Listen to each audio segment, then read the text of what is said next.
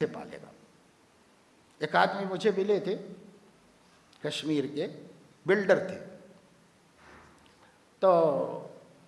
انہوں نے بتایا کہ ہم بڑی بڑی سڑکوں کا کنٹریکٹ لے کر کے سڑکیں بناتے ہیں، اور جموں کشمیر کے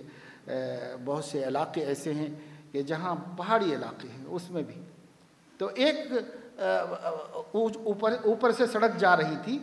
اس سڑک کو یہ کنٹریکٹ ملا تھا کہ اسے کاٹ کر کے، پہاڑوں کو گرا کر کے، چٹانوں کو ہٹا کر کے مسطح سڑک بنائی جائے۔ تو یہ جو کام چل رہا تھا تو ایک بہت بڑی چٹان جو ہے وہ گری، اور وہ گر کر کے اس کچے راستے پر آ گئی جو ٹیمپروری بنایا جاتا سائڈ سے، جب بھی برج ورج بنتا ہو نا، سائڈ سے ایک راستہ بنا دیا جاتا ہے، تو اس ٹیمپروری راستے کو روک دیا اس نے آ کے گر کے۔ تو اب یہ بھی بند وہ بھی بند، لوگوں کے لیے پریشانی، اس کو جلدی توڑنا تھا۔ توڑنے کے لیے مشینیں لائی گئی بلڈوزر وغیرہ سے، جس سے اس کو توڑنے کی کوشش کی گئی۔ تو انہوں نے بتایا کہ ہم چند آدمی کھڑے ہوئے تھے، پہاڑی علاقہ تھا، اس بڑی چٹان کو جب توڑا گیا تو وہ بیچ میں سے ٹڑ تھی اور دو ٹکڑے ہوئی۔ جب دو ٹکڑے ہوئی تو اس کے اندر سے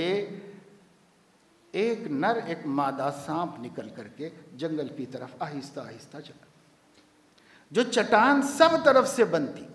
زیادہ آنکھوں سے لوگ دنیا میں اللہ کی قدرتیں دیکھ رہے تھے،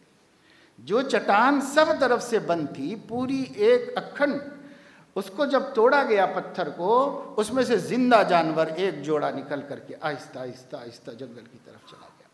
اور پتھر میں پیدا ہونے، پتھر میں پلنے کی وجہ سے ان کے جسم پر، ان کی کھال پر ایسی خوبصورت ڈیزائن بنے ہوئے تھے، انہوں نے کہا کہ آنکھوں میں سے یہ نقشہ کبھی ہمارے ختم نہیں ہوتا، اللہ پاک نے ایسا بنا دیا۔ تو کہنے کا مطلب یہ ہے کہ جو خدا اکھنڈ چٹان میں، خالص پتھر میں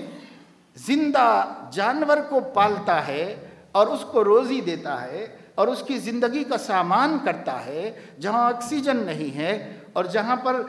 کھانے پینے کی کوئی چیز نہیں ہے، کہیں سبزہ اور درخت نہیں ہے، پر وہ زندہ ہیں، کون دے رہا ہے ان کو روزی؟ وہی دے رہا ہے جو ماں کے پیٹ میں بچے کو زندہ رکھتا ہے، تین اندھیروں میں زندہ رکھتا ہے،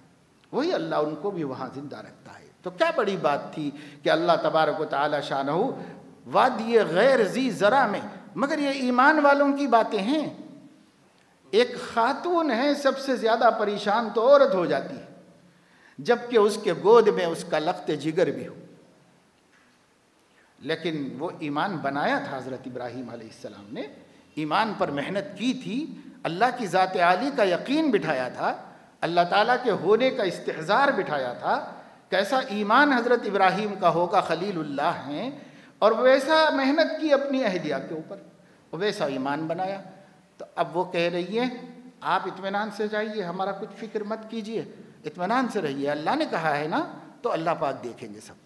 اور ضائع نہیں کریں گے آپ کے بال بچوں کو، آپ فکر مت کیجئے۔ یہ ڈھارس بندھا رہے اور اطمینان دلا رہے، یہ ایمان و یقین کے بننے کا فائدہ ہے، اللہ کے ذات عالی کے ہونے کا یقین ہے، اللہ کے ذات عالی کے قادر مطلق ہونے کا یقین ہے، وہ ارض و سما کا مالک ہے، وہ جو چاہے کر سکتا ہے، اگر ہمارا اس سے رابطہ ٹھیک ہے تو پھر کوئی مسئلہ نہیں۔ اس لیے اہل اللہ نے فرمایا کہ جو شخص اپنے اور خدا کے درمیان میں صلح کر لے تو اللہ تعالیٰ اس کے اور مخلوقات کے درمیان میں صلح کرا دے۔ ہمارا ہی معاملہ ٹیڑھا ہے اللہ تعالیٰ سے،